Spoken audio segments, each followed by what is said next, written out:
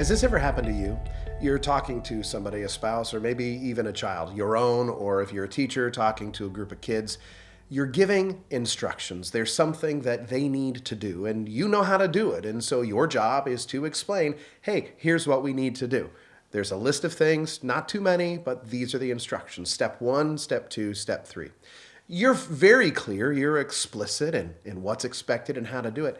And you think to yourself, yeah, they're listening, they're locked in. But then when the time comes for them to execute it, to do the thing that you've been telling them how to do, they look at you with a blank stare and say, huh? Wait, what am I supposed to do? Maybe you've been there. I know I have. Imagine for a moment that the creator of the universe has called you as his people, and he's given you something that he wants you to do, a way to exist in this world. You might even say it's the instructions for how to live in this world the way God intends. And he looks at his people and he says, before he gives the instructions, hey, listen up, pay attention, don't miss this one. If God leaned into you and said, I'm serious, listen up, would you? Would you? I know I want to, but the question is, do I? Before we open the scripture, though, I want to ask you a question, and maybe if there's some people with you, talk about it together. When is it that you have felt the most alive in your life? When you would say, oh my gosh, this is exactly what I was made to do. It could be a time where you were at work, maybe at play, maybe with others. Take a few minutes, share around your group, and come back when you're ready.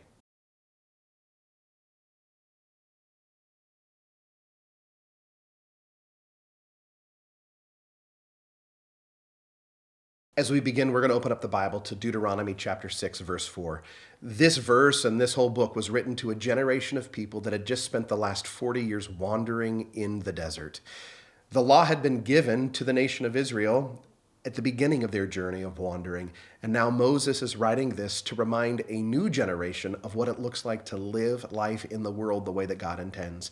And he begins with this very clear call for them to listen up, because what he's about to tell them is the remedy for this.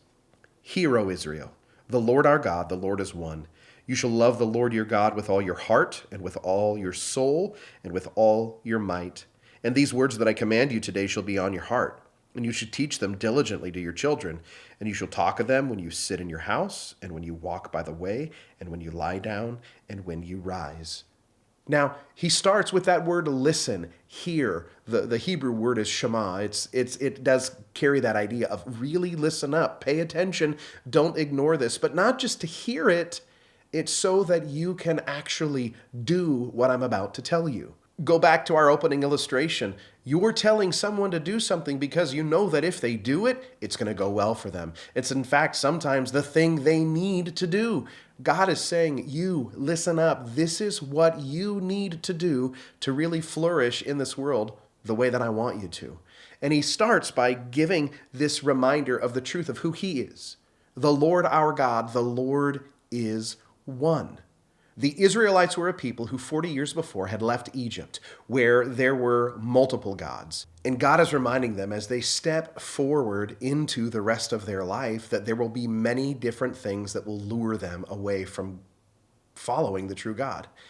There will be things that will deceive them. There will be things that look good from the outside. There will be people that would say, well, this is how we live and this is what we do. And God is saying, whatever those things are not nearly as important as knowing that I am the one who has carried you, rescued you, redeemed you, provided for you, and will continue to do it as you step into your future.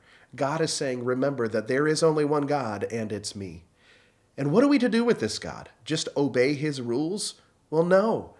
The command sounds like this: you shall love the Lord your God with all your heart, with all your soul, and with all your might. It's not you shall obey. It's not you shall do the things or else. It's you shall love. Man, there are a lot of things I love. I love tacos. I love pizza. I love Birkenstocks, good coffee. I love my Mac computer. I love my wife. I love my children. I love my God. There are different levels of love, and a lot of things pull our heart and attention. But what we're talking about here is the kind of love that reflects the character of God. Loving God with all that you are is what he describes. He says, with all of your heart, with all of your soul, and with all of your might. What is the focus of my heart? What am I living for? And what am I working for with my body and my mind? Is it to do something else, loving myself? Even though I love these other things, my family, the calling that I have, the community that I'm a part of, what you and I are called to do is love God above all else. Love him with everything that we have and all that we are. Not only are we to do this, he says these words are to be on your heart. So think about it. And he's going to describe how we should think about it and why we should think about it and what happens when we do think about these things. He says, you shall teach these things diligently to your children. And you got to talk about them when you sit in your house, when you walk by the way, when you lie down, and when you rise. He gives 4 different places where we should be doing this. And it's not just physical locations. He's saying that your conversations about God shouldn't be reserved for Sunday morning or a small group on Wednesday or wherever you're going to talk about God. He says these are the things we need to focus on when we're living in our everyday life. Is God the center of your life? Is talking about him and what he's doing in your life the thing that fills your day? Whether you're hanging out at your house, whether you're walking by the way, when you're getting ready for bed, is it the thing you're thinking about when you're waking up in the morning? Is loving God the first thing on your mind? I'll confess, there have been so many days in my life where that hasn't been the thing. I'll grab my phone, scroll through the email, see if there were any text messages while I slept, what is on my schedule for the day, how am I going to get the things done that I've filled my days with. But what God is reminding the nation of Israel to do, and I think you and I as well, is we need to ask the question, God, how am I focused on you and what you're doing as you work in and through me? This passage shows us that God is to be a part of every facet of our lives, present in all of it. Now, God is present in every facet of our lives, but when we love him with all of our heart, soul, and might, we see his presence. Before we go any further, I want you to think about and answer this question, and if you're with a group of people, share with each other. What's an area of your life where you genuinely feel like God is present and involved, where he is at the forefront? And maybe second part of the question is, where's an area that you have to admit you probably haven't really invited him in? Take a few minutes, think about your answer to this question, share it with others, and come back when you're ready.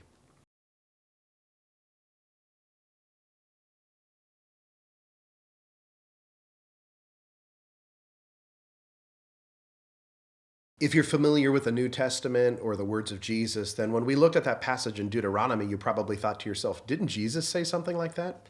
Yeah, he did. In fact, in the book of Matthew, and you could also read about the same thing in Mark, we experienced this. Jesus had just been talking to a group of religious leaders, the Sadducees, and they were asking him about the resurrection, and he shut them down, essentially. Now, the second religious group, the Pharisees, they came up to him and they wanted to question him. Here's what we read starting in verse 34. But when the Pharisees had heard that Jesus had silenced the Sadducees, they gathered together. So all of these religious leaders got together and they picked one of them, a lawyer, and somebody who was knowledgeable in the law of Moses. And this lawyer asked Jesus a question to test him. So the whole point isn't to know what to do because Jesus is the Messiah. That's not what they're wanting to know. They want to know, let's test him. Let's see if we can pull the rug out from underneath him. And the lawyer asks this question, or he says, "Teacher, which is the great commandment in the law?" He wants to know, what's the most important thing? What's the great commandment, Jesus? And he said to him, "You shall love the Lord your God with all your heart, with all your soul, and with all your mind. This is the great and first commandment." Jesus answers his question. This is the great and the first commandment. This is the one that is to be the first, the most important thing. But Jesus didn't stop there. Look at what he did. "And a second is like it. You shall love your neighbor as yourself. On these two commandments depend all the law and the prophets. The law and the prophets refers to all of the Old Testament. Jesus says, if you want to understand who God is and what he's like, then these two commands are the things that you need to put at the forefront of your life. Love God with everything that you have and all that you are. And when you do that, put God first, above all, and in front of all else, it's going to impact the way that you interact with others. Jesus says we are to love our neighbor as ourselves. Now, I don't know about you, but I put me before everybody else, even my wife and my kids. If I look back at the trajectory of how my life has gone, for the most part, it's been about me. Now, I say I follow Jesus. I've been following Jesus for a long time, but I have a bent toward myself that often takes me away. Yes, there is one God and only God, but often I try to sit in his chair. When we begin to focus on God and then focus on others, that changes the trajectory of our lives. I want to tell you about a decision that I've made this week. My wife and I made the final decision this week, but we spent the last month in prayer about it. We came to understand that our local school district, the district that I have worked for the last 3 years as the child development specialist at our local elementary school, Hillcrest, the district was going to be significantly short of funds to meet their budget. And so they cut a whole bunch of things. They made a lot of shifts. A lot of people retired. They made a lot of wise decisions. But unfortunately, it wasn't enough to actually help make the stopgap for the budget. And so they were moving into having to now let staff go. It was going to impact teachers and instructional assistants and other things in the building. I didn't know all of the details, but I knew that there were going to be people who had gone to school to be teachers who were going to have to be let go because there weren't enough funds for them to keep their job. Now, I didn't go to school to be a teacher. I have a bachelor's degree in psychology and a master's in human services counseling with an emphasis in marriage and family. I didn't go to school to be a teacher. And I learned that people who were teachers were going to be let go. And I thought to myself, how could I stand in the way of somebody that is their only means of providing for their family? How can I stay in my position? Now, here's the thing. I don't have another job lined up. I actually don't know what I'm going to do for income once my final checks come at the end of the summer. I have a couple of months to figure out what's next. And so my wife and I are praying about this. And here's the deal. The other thing that happened this last week, my wife and I celebrated our 26th wedding anniversary. And what we did is we looked back at how God has been faithful to meet our needs and to provide for us and to care for us when things have been what have felt bountiful and plentiful and when things have been sparse. In fact, honestly, when I look back, some of the best times in our marriage and in our life and in my dependence on God is when I didn't really have a lot. And so I want to put my neighbor before myself, and I want to love them sacrificially, and I want to step into following God with all that I have and all that I am. Remember, there is only one God. Is money my God? Am I going to live for a paycheck? Am I going to do that? Is that what I'm going to prioritize? Am I going to live for the beautiful house that I live in and the items that I've accumulated over the years that bring me joy? Am I going to rely upon my identity as somebody who pours into kids in a way in this school district? And here's the thing. I want to put God first above all else. I'm telling you this not because I want you to think highly of me, but because I want to show you that following Jesus is something that we all can do. Maybe you have found yourself wrestling, struggling with other things that have pulled your attention away from acknowledging the one true God who is the one who has created you and loves you and actually knows what it looks like for you to flourish in this life as his child. I want to invite you to love him with all of your heart, with all of your soul, with all of your mind, with every part of who you are. And Jesus would remind us that we are also called to love our neighbor as ourselves. Now, you can say, I don't know if I can do that. I don't know how I do that. I don't even know where this can come from.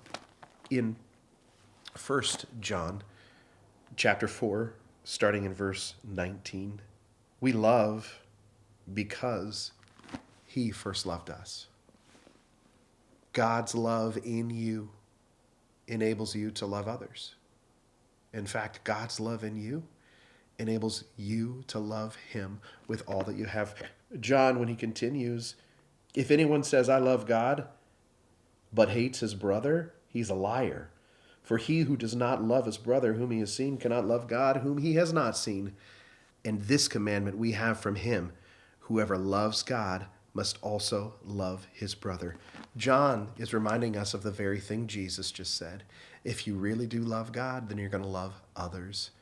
I want to ask you this question as you wrap up and before we end with a time of prayer together. If loving God with all that you have and all that you are was really the organizing center of your life, what would need to be the first thing to change in your life? I know that's a deep question, and maybe you're wrestling through this by yourself. Take time to do it. If you're in a group, I want to encourage you to talk with one another. Tell them what it is so that they can join you and pray with you for that thing and encourage you along the way. Take time to love one another around your living rooms if you're gathered together today. And then I want to ask you to close your time together in prayer. Thank you so much for being with us for Church at Home with New Roseburg Church, and I hope to see you soon. God bless you.